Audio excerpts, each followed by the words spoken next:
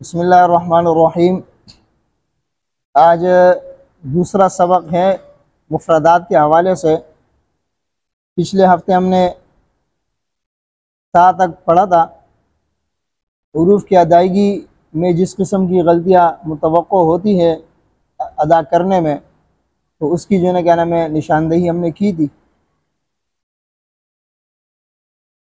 ایک بات ہم نے یہ بتائی تھی آپ کو کہ الف مدہ جو مد اصلی ہے، جیسے با کے اندر ہے، تا کے اندر ہے، سا کے اندر ہے، اس میں جو الف ہے اس میں تقریباً 7 قسم کی غلطیاں ہو سکتی ہے۔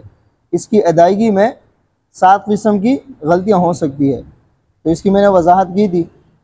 اس کے بعد ابھی حرف جیم ہے، تو جیم 3 حروف سے مرکب ہے۔ کتنے حروف سے مرکب ہے؟ 3 حروف سے، جیم، یا اور میم۔ جیم، یا اور میم۔ سب سے پہلے جیم کے اندر یہ کہ ہونٹ گول نہ کرے۔ ہونٹ گول، یہاں پر جیم میں اکثر لوگ جیم جیم اس طرح کر کے ہونٹ گول کرتے ہیں، یا پھر جیم کو اس طرح ژ کی آواز اس میں ملاتے ہیں، یا چھ کی آواز ملاتے ہیں۔ بعض لوگ اس میں چھ کی آواز ملاتے ہیں، حرف جو چھ ہے نا اردو کے اندر، یا اس میں ژ کی آواز ملاتے ہیں، ژ کی، جو جیسے را ہے نا، را کے اوپر 3 نقطے ہوتے ہیں، جیسے ٹیلی ویژن کے اندر ہم بولتے ہیں نا، تو اس ژ کی آواز ملاتے ہیں اس سے۔ یا پھر اس کے اندر جو یا مدہ ہے، جیم، یا میم، 3 حروف سے بنے نا، جیم، یا میم، یہ یا مدہ ہے۔ یا مدہ کو ناک میں لے جاتے ہیں۔ کہاں پر لے جاتے ہیں؟ ناک میں۔ تو یہ حرف مدہ، اس کا میں نے آپ کو بتایا تھا مخرج کیا ہے؟ جوف دہن۔ جوف دہن کہتے ہیں نا، یہ جو خالی حصہ ہے منہ کا، یہ منہ کھول لیں گے نا اس طرح، اس میں جو خالی حصہ ہے نا، اس کو کیا کہتے ہیں؟ جوف دہن۔ کیا کہتے ہیں؟ جوف دہن۔ یعنی جوف کا مطلب ہے جوف۔ جوف کہتے ہیں خالی کو، خالی جگہ کو کہتے ہیں۔ کس کو کہتے ہیں؟ خالی جگہ کو۔ اور دہن جو ہے نا وہ منہ کو کہتے ہیں۔ دہن کس کو کہتے ہیں؟ منہ کا خالی حصہ، منہ کا خالی حصہ۔ یہ پہاڑ نما بنا ہوتے ہیں نا، پہاڑ نما، یہ پہاڑ جو ہوتے ہیں اس کے اندر جو بالکل وہ خالی جگہ ہوتی ہے نا، اس کو بھی جوف کہتے ہیں۔ یہ پہاڑ ہوتے ہیں نا، پرانے زمانے میں لوگ پہاڑوں کے اندر وہ کمرے سے بناتے تھے، مکان بناتے تھے، تو وہ جو پہاڑ کو اندر سے خالی کر کے اس طرح گولائی میں خالی کرتے ہیں نا، اس کو بھی جوف کہتے ہیں۔ بات سمجھ میں آ رہی ہے؟ یعنی یہ خالی جگہ، اس کو کیا کہتے ہیں؟ جوف۔ صحیح ہے نا؟ اور اسی طرح آپ نے وہ صرف میں پڑھا ہوگا، علماء کرام موجود ہے، اجوف، یعنی اس کے درمیان والے حرف کے اندر معاملات ہوتے ہیں نا، اس لیے اس کو اجوف کہتے ہیں۔ پیٹ بھی درمیان میں ہوتے نا، اور وہ حرف بھی درمیان میں، تو اجوف کا مطلب کیا ہے؟ یعنی یہ خالی جگہ۔ کون سی جگہ؟ خالی جگہ۔ درمیان کے اندر جو خالی جگہ ہوتی ہے، درمیان کے اندر، اس کو جوف کہتے ہیں۔ سمجھ میں آ رہی ہے؟ تو یہ جوف دہن، حروف مدہ جوف دہن سے ادا ہوتے ہیں، منہ کے خالی حصے سے، اور یہ ہوا میں ختم ہوتے ہیں۔ کہاں پر ختم ہوتے ہیں؟ ہوا میں۔ بات سمجھ میں آ رہی ہے؟ حروف مد للہواء تنتہی۔ آپ جب حروف مدہ پڑھیں گے نا، تو اس کو کہیں پہ ٹھہرائیں گے نہیں، کہیں پہ ٹھہرائیں گے، جیسے با کے اندر آپ پڑھتے ہیں با، اگر کہیں ٹھہرا دیا تو یا حمزہ بنے گا، یا ہا بنے گا، یا ہا کے مخرج میں ٹھہر جائے گا، یا حمزہ کے مخرج میں ٹھہر جائے گا۔ تو اس کو کہیں پہ ٹھہرانا نہیں ہے، ہوا کے اندر اس کو چھوڑ دینا ہے، ہوا میں، یعنی ہوا کے اندر چھوڑ دینا ہے۔ اس کا وہ جگہ معلوم نہیں ہے، اس لیے اس کو مخرج مقدر کہتے ہیں۔ کیا کہتے ہیں؟ بات سمجھ میں آ رہے ہیں نا؟ یعنی اس کا جو جہاں پہ یہ حرف ختم ہوتا ہے وہ جگہ معلوم نہیں ہے۔ ویسے دوسرے حروف ہیں جن کو محقق کہتے ہیں، وہ اس لیے کہتے ہیں کہ جہاں پر حرف، اب تا ہے نا، آپ پڑھیں تو اپنے مخرج میں زبان لگ جاتی ہے آخر میں، تو اس میں آخر میں حرف ادا کرنے میں آخر میں کہیں بھی کوئی جگہ، یعنی زبان لگنا یا دانتوں کا لگنا، اس طرح کچھ بھی نہیں ہے۔ اگر کسی نے کوئی چیز لگا لی تو اس کا مطلب ہے کہ اس نے حرف زیادہ کر دیا۔ حرف کیا کر دیا؟ زیادہ کر دیا۔ تو جیم کے اندر بھی یہ یا مدہ ہے، کہاں سے ادا ہوگا یا مدہ؟ جوف دہن سے ادا ہوگا۔ کہاں سے ادا ہوگا؟ جوف دہن سے۔ صحیح ہے؟ اچھا، بعض لوگ اس کو ناک سے پڑھتے ہیں۔ کہاں سے پڑھتے ہیں؟ ناک۔ تو یہ بات یاد رکھنا، اگر ناک سے ہم ادا کریں گے تو مخرج تبدیل ہو گیا۔ کیا تبدیل ہوا؟ مخرج۔ اور مخرج کی جو تبدیلی ہے نا، مخرج کی تبدیلی، صفات لازمہ اور مخارج کی غلطی کو لحن جلی کی غلطی کہتے ہیں۔ کیا کہتے ہیں؟ لحن جلی۔ بات سمجھا؟ یعنی مجودین نے جو لحن جلی کی غلطیوں کو شمار کیا ہے، انہوں نے جو ہے کہنا میں بنیادی بات کیا رکھی ہے؟ مخارج کی غلطی اور صفات لازمہ کی غلطی، یہ لحن جلی کی غلطی ہے۔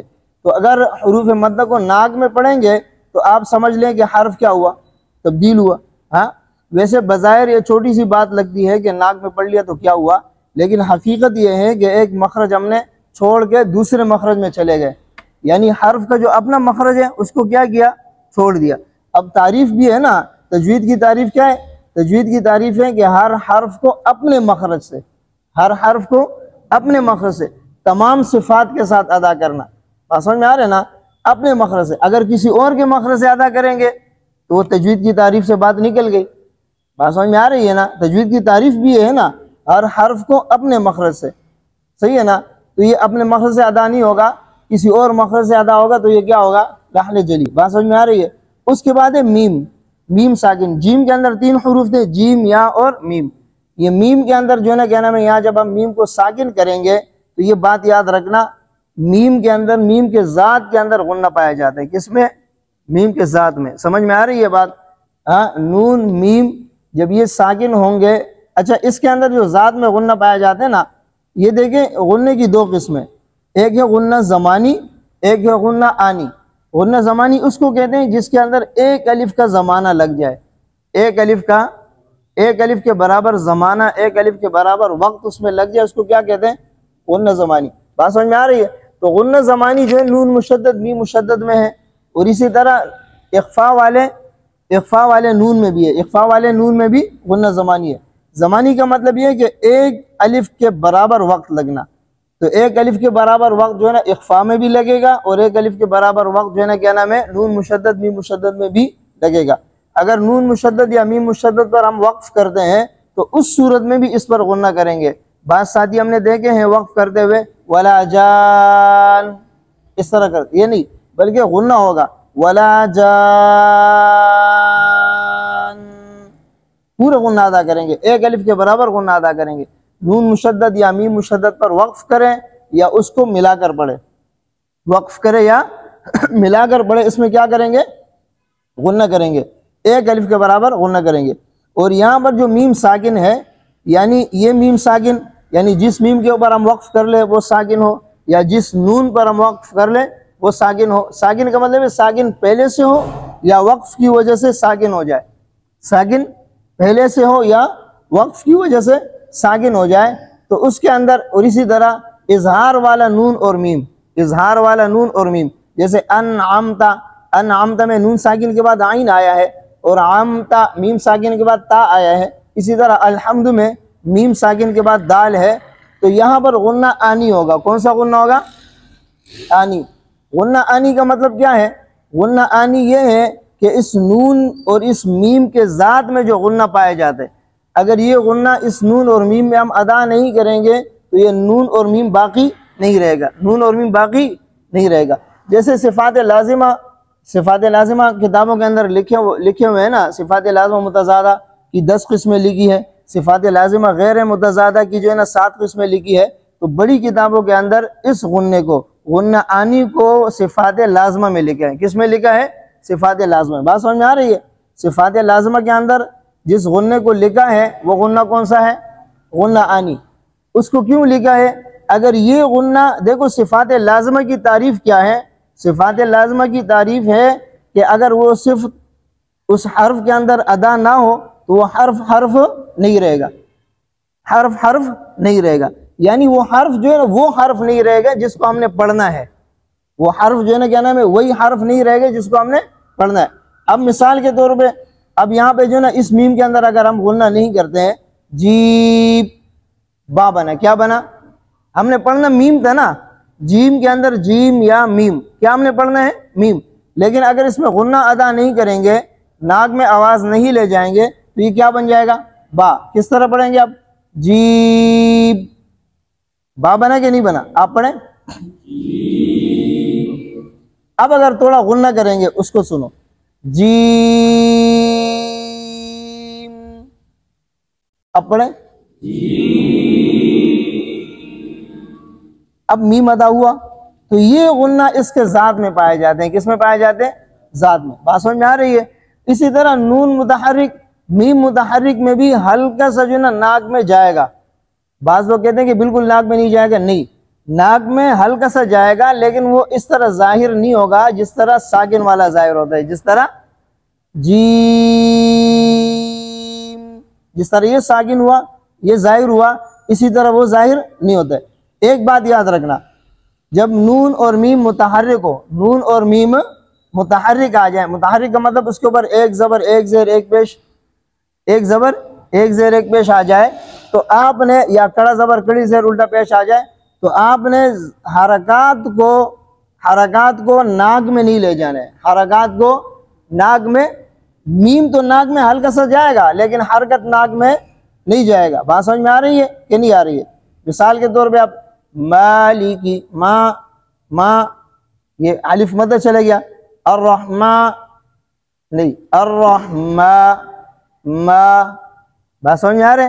یہ ما ناک پکڑیں گے آپ کو پتہ چلے گا ناک میں، با یہ نہیں گیا. اب سمجھ میں آیا نا؟ تو میم اور نون جب اس کے اوپر ایک زبر ایک زیر ایک پیش آ جائے یا کڑی حرکات ہو، تو یہ جب ہم پڑھیں گے، پڑھنے کے بعد اسی طرح انا کو آپ دیکھیں، انا میں غنہ ہے نا، نون مشدد ہے. ثم کو آپ دیکھیں مشدد ہے، مشدد کے اندر وقف کریں گے تب بھی غنہ ہے، اور اگر ملا کر پڑھیں گے تب بھی غنہ ہے. لیکن اس کا یہ خیال رکھنا، یہ انا کے اندر جب ہم ان کریں گے نا تو غنہ کریں گے، ناک میں آواز ہے. جب نون کے اوپر زبر پڑھیں گے، زبر کو ناک میں نہیں پڑھنا ہے. سنیں اس طرح،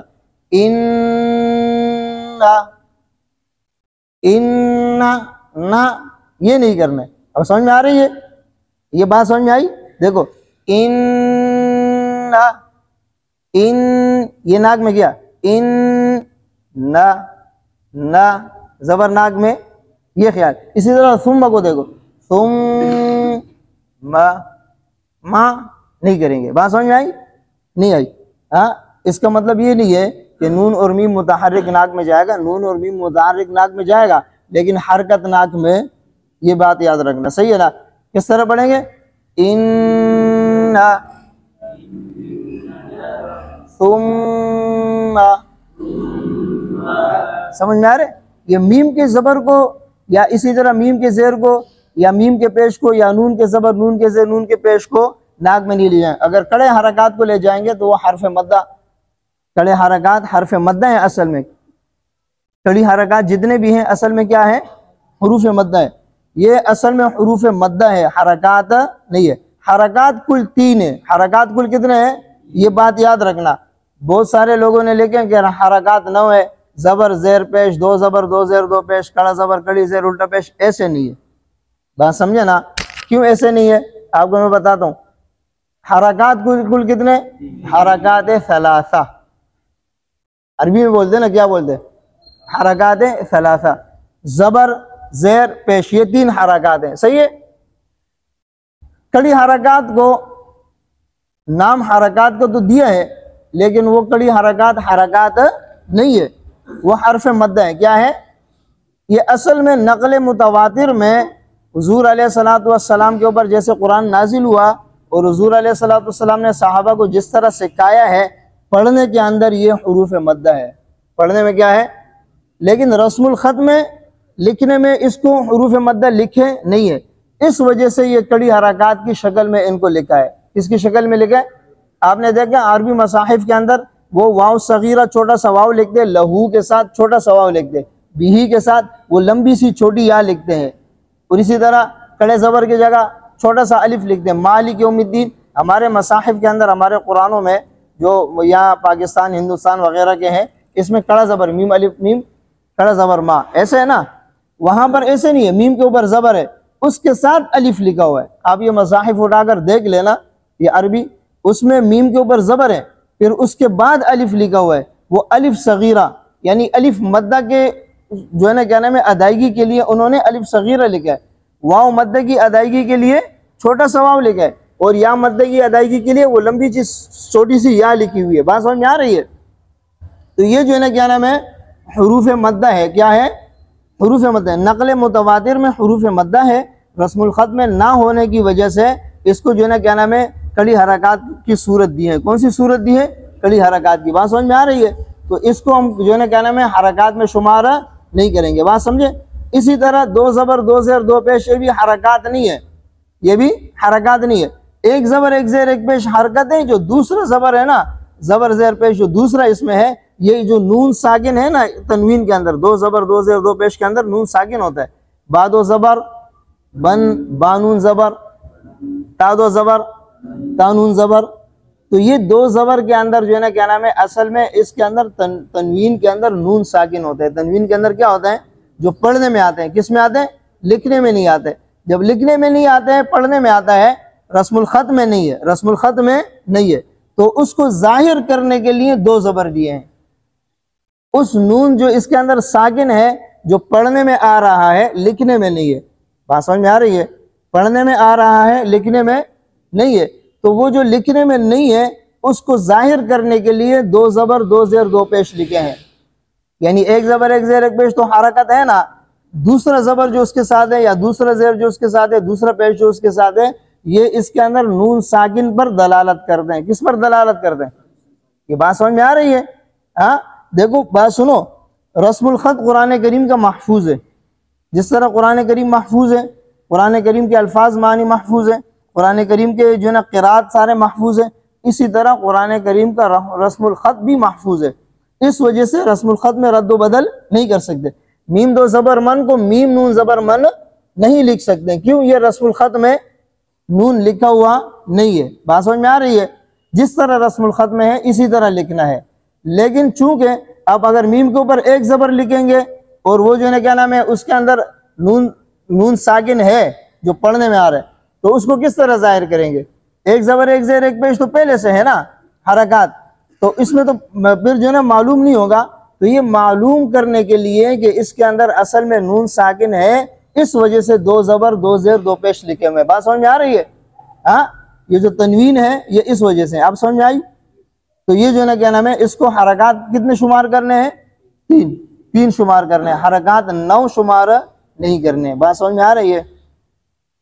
تو یہ جو میں آپ کو بتایا تھا کہ جیم کے اندر، جیم کتنے حروف سے مرکب ہے؟ 3۔ آپ یہاں پر پریشان ہوں گے کہ یہ حروف مفردات ہیں اور قاری صاحب کہہ رہے ہیں کہ یہ جیم جو ہے نا مرکب ہے 3 حروف سے، تو بھائی مسئلہ یہ ہے کہ پڑھنے کے اندر کوئی بھی حرف مفرد نہیں پڑھا جا سکتا ہے، پڑھنے کے اندر کوئی بھی حرف مفرد نہیں، لکھنے میں آ سکتے ہیں۔ یہاں پر یہ جو حروف لکھے ہوئے ہیں نا، اس کو ہم کیا کہیں گے؟ الگ الگ لکھے ہوئے حروف، الگ الگ حروف نہیں کہیں گے، بلکہ کیا کہیں گے؟ الگ الگ لکھے ہوئے حروف، مفردات یعنی الگ الگ لکھے ہوئے حروف۔ یہ لکھے ہوئے حروف الگ الگ ہیں، لکھنے میں آ سکتے ہیں، با بھی آپ لکھ سکتے ہیں، تا بھی لکھ سکتے ہیں، لیکن ادا کرنے میں جب آپ با پڑھیں گے تو با اکیلے نہیں پڑھا جائے گا، بلکہ با کے ساتھ الف پڑھا جائے گا۔ جیم اکیلے نہیں پڑھا جائے گا، جیم اکیلے آپ لکھ سکتے ہیں لیکن پڑھ نہیں سکتے۔ آپ جیم پڑھیں گے کتنے حروف سے؟ 3 حروف، جیم یا اور میم۔ بات سمجھ میں آ رہی ہے؟ ہاں تو اس لیے اس کو جو ہے نا کیا نام ہے، یہ حروف مفردات ہیں لکھنے میں، کس میں؟ پڑھنے میں نہیں ہے۔ پڑھنے میں کوئی بھی حرف مفرد نہیں پڑھ سکتے ہیں، پڑھنے میں کوئی بھی حرف مفرد نہیں پڑھ سکتے۔ بات سمجھ میں آ رہی ہے؟ پھر جیم کے اندر جو ہے نا کیا نام ہے، ایک اور بات، اس میں یا مدہ ہے، کیا ہے؟ یا مدہ، اور یا مدہ کے لیے سبب یہاں پر جو ہے نا سکون آئے، مد عارض کے لیے کون سا سبب آئے؟ سکون، اور اس کا سکون اصلی ہے، تو اس میں جو ہے نا کیا نام ہے، مد لازم ہے۔ کون سا مد ہے؟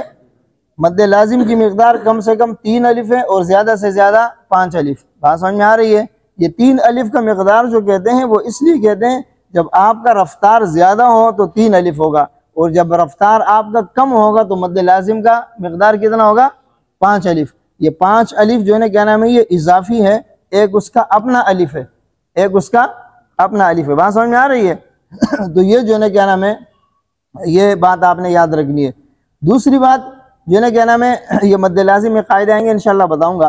مد لازم کو آپ جب قرآن کریم میں پڑھیں گے مد منفصل اور متصل کو، تو آپ نے اس چیز کا خیال رکھنا ہے کہ مد لازم اور مد متصل اور منفصل کو برابر نہیں پڑھنا ہے۔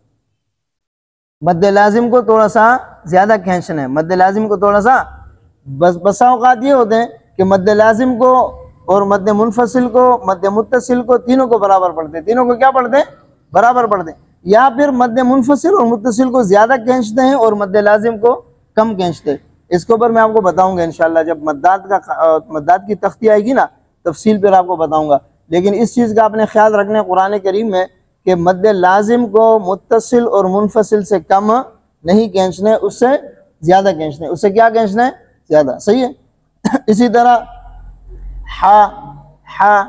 ہا کے اندر آپ نے ایک یہ خیال رکھنا ہے کہ اتنی سختی سے آپ اس کو نہ پڑھیں، بعض لوگ بہت سختی سے پڑھتے ہیں، حالانکہ اس کے اندر صفت ہے ہم سے۔ کون سا صفت ہے؟ ایک صفت اس کے اندر ہم سے، دوسری صفت اس کے اندر رخوت ہے۔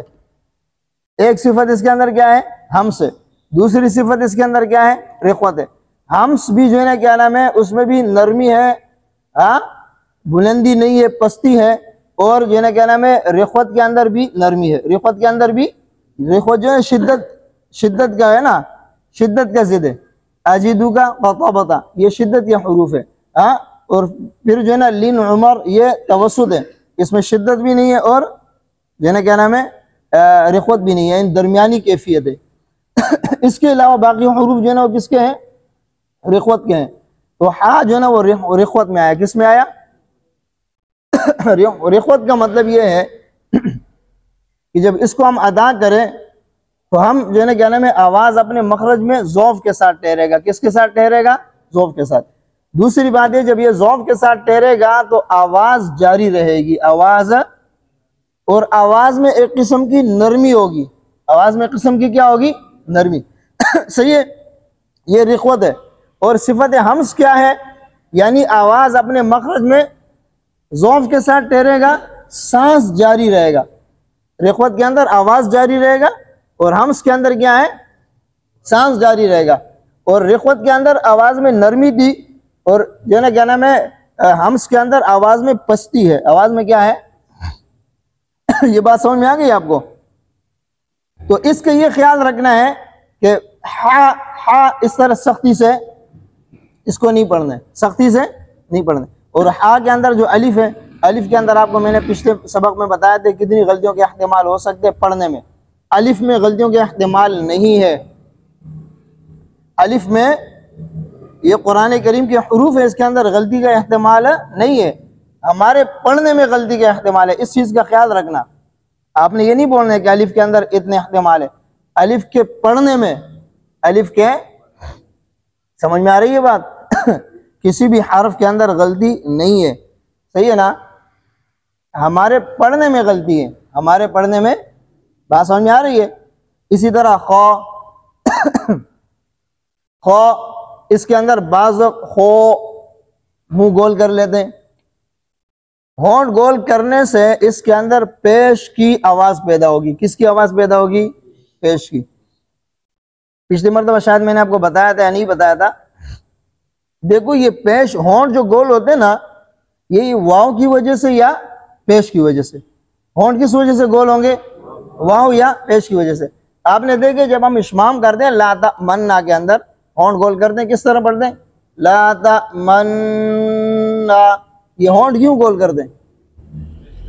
اصل میں لا تمنون آتا، کیا تھا؟ یہ دو نون تھے، پہلے والے نون کے اوپر کیا تھا؟ پیش تھا۔ یہ ہونٹ ہم گول کرتے ہیں، اس پیش کی طرف اشارہ کرتے ہیں، پیش کی طرف کیا کرتے ہیں؟ اسی طرح بعض قراءات کے اندر قیلہ کے اندر اشمام ہے، قیلہ، کس طرح؟ قیلہ، تو یہ قیلہ اصل میں قویلہ تھا، اصل میں کیا تھا؟ وہ قاف کے اوپر پیش تھا نا، اس پیش کی طرف اشارہ کرتے ہوئے ہونٹ کو گول کرتے ہیں، پیش کی طرف اشارہ کرتے ہوئے ہونٹ کو۔ اگر ہم خو پڑھیں گے، خو، تو اس کے اندر کون سا پیش ہے؟ اس کے اندر کوئی پیش ہے نہیں ہے نا۔ اور پھر آپ آواز دیکھیں تو آواز کے اندر بھی جو ہے نا اس میں کیا ہے؟ آواز کے اندر بھی اس میں واو کی یا پیش کی جو ہے نا آواز آتی ہے۔ خو پڑھیں آپ، آ رہے ہیں؟ آپ ہونٹ گول نہ کریں بلکہ کس طرح پڑھیں؟ خو، خو، خو، اس کو منہ بھر کے آواز نکالنا ہے۔ یہ موٹا حرف حروف مستعلیہ میں سے، کس میں سے ہے؟ حروف مستعلیہ میں سے۔ اس کا دوسری بات یہ ہے کہ اگر یہ بچے اس کو صحیح نہ کر سکے نا تو یہ جو جگہ ہے نا، جہاں یہ بالکل اوپر والی جگہ جہاں سے ہم بلغم نکالتے ہیں، آپ بچے کو بتا بھی دیں اور پھر یہاں ہاتھ رکھ کے اس کو آپ پڑھائیں گے تو انشاءاللہ تصحیح ہو جائے گی۔ بات سمجھ میں آ رہی ہے؟ اور خو کے اندر جو الف ہے، یہ الف کے اندر بھی آپ نے خیال رکھنے. الف کے اندر بھی آپ نے کیا کرنا ہے؟ خیال رکھنا ہے کہ الف کے اندر الف کی ادائیگی میں کتنی قسم کی غلطیاں ہو سکتی ہے؟ 7 قسم کی. صحیح ہے. اس چیز کو جو ہے نا کیا نام ہے اس کی تصحیح کر لینا. اس لفظ کی الف کے اندر 7 قسم کی غلطیوں کا احتمال ہے، ایسے نہیں بولنا ہے بلکہ کیا بولنا ہے؟ الف کی ادائیگی میں 7 قسم کی غلطیوں کا احتمال ہے. بات سمجھ میں آ رہی ہے کہ نہیں آ رہی ہے؟ صحیح ہے. اسی طرح پھر دال ہے. دال کے اندر پہلی بات یہ یاد رکھیں کہ بعض بچے آپ دیکھیں گے زبان باہر نکالیں گے. دال میں نے آپ کو بتایا، تا میں بتایا تھا، تا دال اور قا، تا دال اور قا، یہ 3 حروف ہیں. اس میں بچے اکثر کیا غلطی کرتے ہیں؟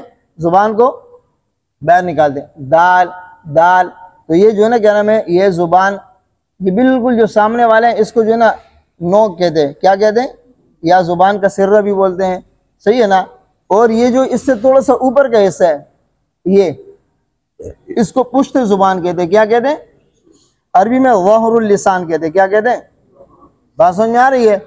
اس کو پشت اس لیے کہتے ہیں جب ہم نوالا ڈالتے ہیں تو سب سے پہلے اس کے اوپر، اور پشت کے اوپر لوگ وزن اٹھاتے ہیں نا، اس کو اس لیے پشت زبان بولتے ہیں. بات سمجھ میں آ رہی ہے؟ تو یہ پشت زبان ہے. اگر اس طرح ہم پڑھیں گے دال، تو یہ جو ہے نا مخرج کیا ہوا؟ یعنی ثناء اولیاء کا جو ہے نا بالکل ثانیہ سرہ اور پشت زبان سے ادا ہوا. کہاں سے ادا ہوا؟ یعنی دانتوں کا مخرج بھی ہم نے تبدیل کیا اور زبان کا بھی. اصل میں کیا ہے؟ زبان کا بالکل یہ نوک ہے اور دانتوں کا جڑ ہے. دانتوں کا ثناء اولیاء کا جڑ ہے، مخرج تو یہ ہے. لیکن ہم نے کیا ہم نے الٹا کیا، زبان جو ہے نا پشت زبان کر دیا اور دانتوں کا ہم نے بالکل نوک کر دیا. تو یہ مخرج کیا ہوا؟ غلط ہوا. مخرج کیا ہوا؟ تو مخرج اس کا صحیح کیا ہے؟ دانتوں کے پیچھے بالکل جب جہاں مسوڑے شروع ہوتے ہیں نا وہاں اس کا مخرج ہے، زبان کو وہاں لگائیں گے. صحیح ہے. اور دال کے اندر ناک میں الف کو نہیں لے جانا ہے، ناک میں الف کو، اور لام کے اندر جو سکون ہے اس کو ظاہر کرنا ہے. لام کے سکون کو کیا کرنا ہے؟ ظاہر کرنا ہے. بات سمجھ میں آ رہی ہے؟ دا